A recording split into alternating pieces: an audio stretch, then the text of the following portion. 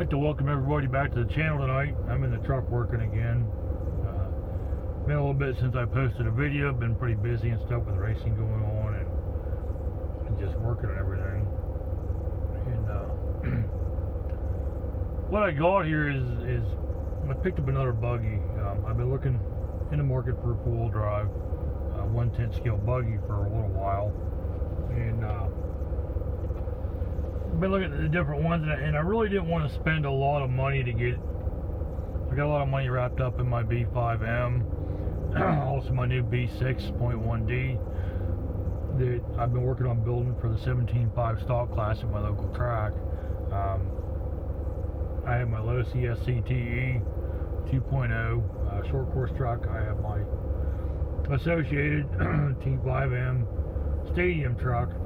Excuse me. And I still have my Cadillac, which hasn't been on the channel lately and stuff. My HPI E10. So it's just been really busy. A lot of stuff going on. But anyway, I wanted to take this opportunity tonight. I got a little bit of time, and figured I'd show you some of the new vehicles that I've got. This particular one here, excuse me, as I stated, is a 1/10 scale four-wheel drive. This is a Japanese company, but I bought this car used. You can find these on the internet. This is the FTX Vantage. And I did some research on this car. It's distributed through Hobby King, and actually a really nice car. Now the shocks were replaced on it by the previous owner, and obviously it's got different wheels on it, but these are a different shock than what come on the car. These are an all plastic bodied shock. The wheels are a low C wheel that's on it. But anyway, I'm going to change these shocks out with some nice aluminum bodied shocks. I'm not sure what brand yet, but I'll find something that'll fit. But I want to go a little bit about this car. It does have places in the front for a front sway bar. It has the link points inside for them, inside the A-arm. The rear also has a spot here for the rear sway bar to go in, and the places here for the links to connect into the rear suspension arms here. So it does come with fully adjustable turnbuckles, fully adjustable camber and caster and stuff.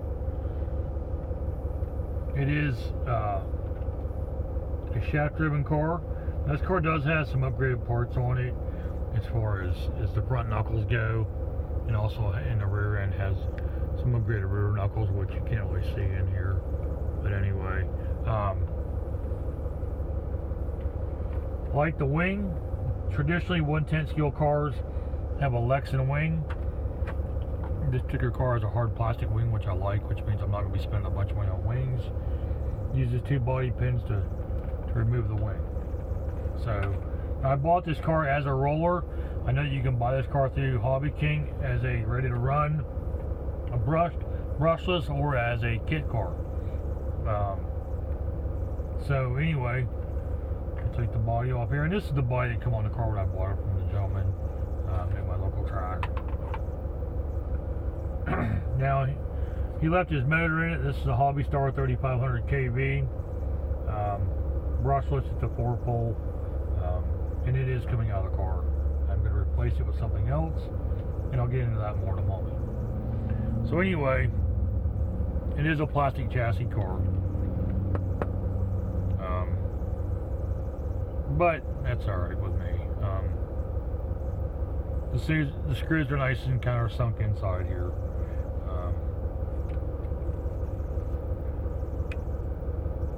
Got a built-in steering servo system, steering servo, and your speed controller, or ESC, whatever you want, your ESC or your receiver, however you want it can go, wherever you want. The layout's pretty universal. It's a shaft-driven car. Has a full-length center shaft in it. It does have an adjustable slipper clutch that's in it. It's really hard to see back in there, but it does have an adjustable slipper clutch, aluminum motor mount. Also set up for stick battery pack, the long stick packs. I'm sure if you wanted to run a shorty in here, you could. There's multiple positions in the post for the battery hold down. You could, drop it down, maybe put a piece of foam inside the hold down here, and it would probably hold your shorty pack very well. But for what these cars cost, oops, sorry about that. For what these cars cost, I can't argue with it. You buy these cars online for like $80 in a kit form for a full drive. I have seen this car run. He did run it a few times and just chose to go a different route. So the cars actually do run really well. You can buy a lot of parts for them through Hobby King and stuff. As I said before, I'm going to change this motor out. It is on a 48 pitch pinion gear and stuff, so 48 pitch gearing. But hey, what these cars cost, and honestly, I bought this car in the roller form for $40, as you see it here. So I can't complain a bit. I am going to run it in my local track in a full drive class. I won't run any roar races or anything like that with it, because this is just not going to go out there and compete with the B64 or the B74 or any of the other offerings. Not that I'm not going to race against those cars at my local level, but to go to a roar race with this car, but we'll see how it does. I'm going to put it together this week, get the electronics in it, get a nice servo in it, and get this thing set up to run it, and I'll post some video of actually running this car. We are having a race in my local track this weekend, RC Hobbies of Winburn, and I'm going to have this car out and going to run it. So now I said about the 3500 kV motor in this car, and I was going to change it out. In another video I posted recently, I had this truck. This is my low CSCT Tennessee. This is the Method race wheels short course truck. This is one of the rental trucks at RC Hobbies of Winburn. I switched out the 12-turn brushed motor and ESC and put in a 4600 kV brushless and an 80 amp ESC. Well, what I found with this truck is it's just way too fast as a rental truck. So what I've decided to do is I want to slow the truck down a little bit. So I'm going to take the 4600 kV out of this truck and put it into my full drive Vantage. I figure that'll give my Vantage one heck of an advantage, no pun intended, in a club level and a modified full drive class. Also, by doing that, it'll slow down this truck here, so making it more user friendly as a rental truck. But that's what's going to happen with these two, and I'm not going to shoot a video on doing that swap. The speaking towards in this truck is an 80 amp. I'm going to leave it in here with the 3500 kV motor. I still believe it's going to move this truck very well. After running this truck this past Saturday with the 4600 kV in it, it was really, really close to being as fast as what my SCTE is, and it has a 7.5 turn Trinity motor in it. So that's the plan for these two, is to switch the motors out. Then we'll come in and shoot some more race video or running video of this truck at the track. So this truck is still available for rental at RC Hobbies of Winburn. Right now it's just going to go for a motor swap, and then we'll shoot video of the Vantage, some running video of it. So on to the next thing. for the video.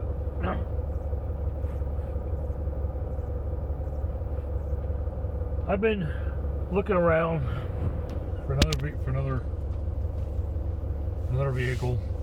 Doggone it. Sorry about that, folks.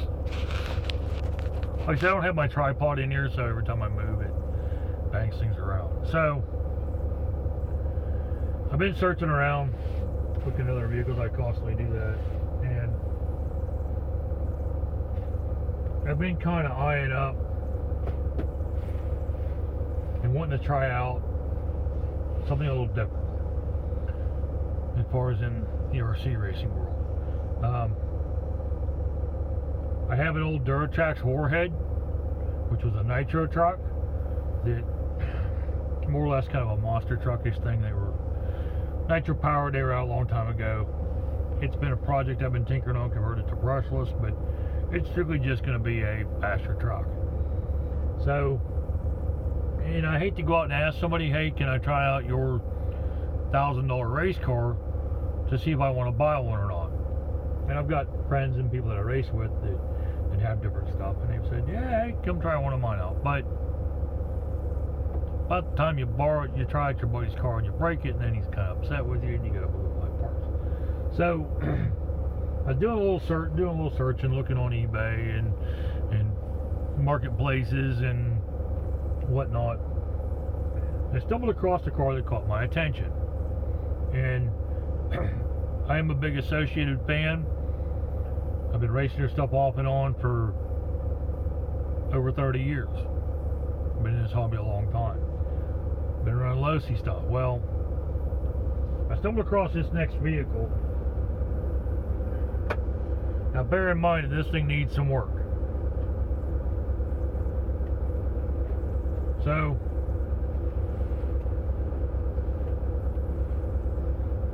I picked this up. Not exactly pretty in its current state, but I gotta get some new screws for in the rear wing of it and stuff. The screws are stripped out. But I picked this up, like I said, on eBay, and I got it for a really good price. This is a Team Associated RC 8.2E. It's an 8-scale full drive buggy. And I know very little about 8-scale stuff, especially when it gets down into the new brushless stuff. But I've been looking and watching, and I wanted to try one out to see if I liked it or not. And I didn't want to spend a whole lot of money to pick one up. Used cars run $300, $400, $500, $600 for a used 8-scale car. And like I said, this was a little rough around the edges. Obviously it needs new tires. It needs a complete, all cleaned up and stuff. Needs the rear wing fixed on it. The nuts in here are stripped. I'll take care of that. But for the most part, it's got the big aluminum shocks on it. The body's not too hateful on it. But the big thing with this car is I got it with everything. It comes with this Team Associated radio. It's a 2.4 gigahertz IFHSS XP2G. I'm guessing this is a ready to run radio, but it seems to have some nice trim knobs and whatnot on it. I like the feel of it though. The radio's kind of heavy, but you could actually control this one-handed if that's what you do. But it takes 6 AA's, whereas the other stuff takes 4. But it's got some weight to it. I like the feel of it. It's got a nice heavy feel to it. So anyway, I'll snatch the body off of this real quick. And most of you have seen in my recent videos, I've been changing my paint scheme on all my stuff, and this car will be no different.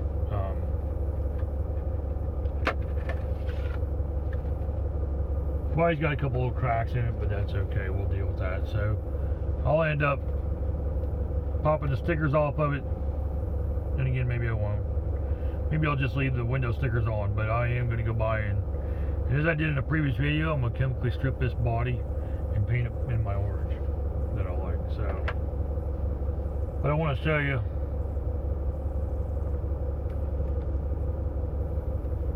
needs cleaned out. I did try it out and run it. I bought it on eBay, and I did try it out and run it. Now, one of the reasons why I bought this car was, number one, it's an 8-scale four-wheel drive associated, which kind of helped. The price was most definitely right, and it come ready to go. It's got the 1550 SL 2000 kV motor in it. It's got the XP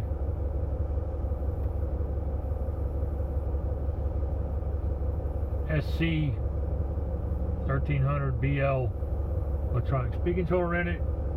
And it come with a, make sure how big this battery is. It come with a 4-cell LiPo battery. Let's see what, if I can read this. Probably not. Anyway. But I bought this car ready to run. I'm going to go by and clean this car all up. It's going to get completely cleaned up. I want to take it apart. I did notice a couple little issues with it that I need to fix. One is the steering servo. It looks like the screw is sheared off. It holds the servo arm on, which is fine. These are plastic. I don't like them. I will change all that out anyway. Pull it apart. But for the most part, this car is pretty nice. It runs really, really well. I need to move the pinion gear. It's worked its way in a little bit. And just go by and clean up the overall wiring on this car.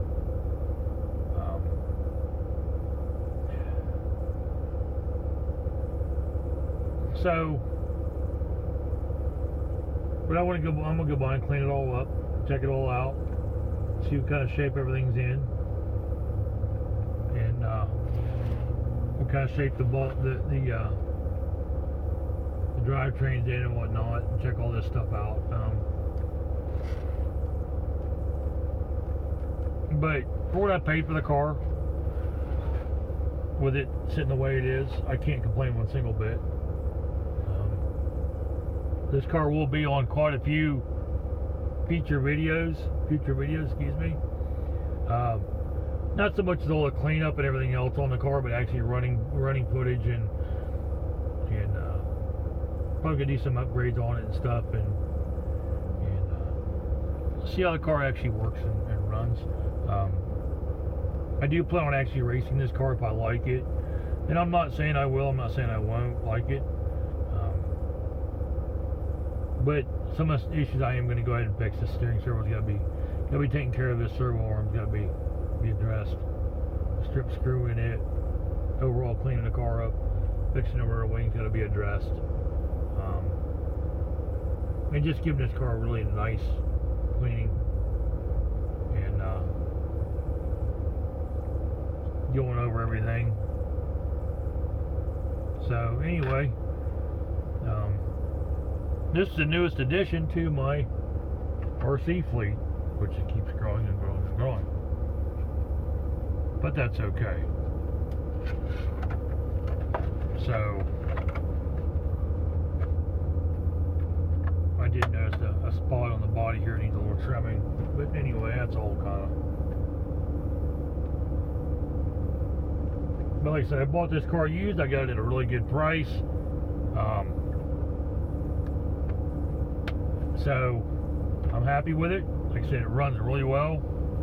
I give it a rip in the parking lot, and just really happy with it. But anyway,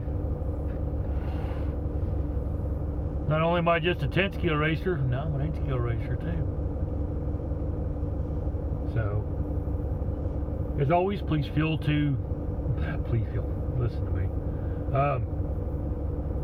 Don't forget to check out RC Hobbies of Winburn. I gotta plug Justin. One of them days. Early mornings and early nights. But feel free to post your comments below. Don't forget to like and share my videos. Any questions or comments, anything you think ought to change, any recommendations you got for this car, because I know nothing. This whole car will be a complete and total learning experience for me. And hopefully I like it. So far it's pretty cool. And as always, don't forget to subscribe. Thanks for watching and have a great evening.